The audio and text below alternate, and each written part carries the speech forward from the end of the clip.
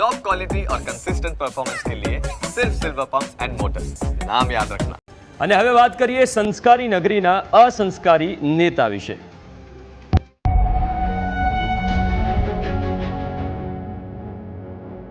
જળ પ્રલય છોડી ગયું સૌથી મોટો સવાલ।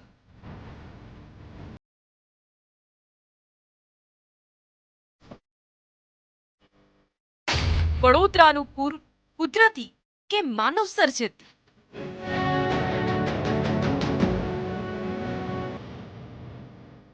રાજવી પરિવાર કહે છે આ પૂર માનવ સર્જિત હતું, જેનું નિરાકરણ પણ માનવીએ જ કરવું પડશે। લોકોને જે ત્રાસ થયું છે બધું જ છે આપણે સામે। હું એટલું જ ઈચ્છા કરું છું કે આ પરિસ્થિતિ પાછી આવે એ સારું નથી ને જે કંઈ કરવું પડે શાસનને। શહેરની શાન સમા 155 માંથી 112 તળાવ ગાયબ। ગાયબ થયેલા તળાવો પર બની બિલ્ડિંગ કચેરી। પૂરના પાણીએ શહેરીજનોને ડુબાડીને મારી નાખ્યા, છતાંય સત્તાધીશો કહે છે જીવતા શીખો। નાગરિકોએ પણ ફક્ત તંત્ર પર આક્ષેપ મૂકવાના બદલે થોડું આપણે પણ તૈયારી કરીએ, જેથી કરીને આપણે પણ સેફ રહીએ। સાહેબ, તમે તો આફતને પણ કમાણીનું સાધન બનાવ્યું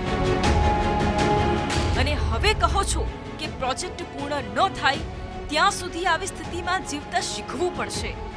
જ્યાં સુધી આ પ્રોજેક્ટ ના થાય ત્યાં સુધી આપણે પણ હેવી વરસાદ જોડે લેતા શીખવું પડશે।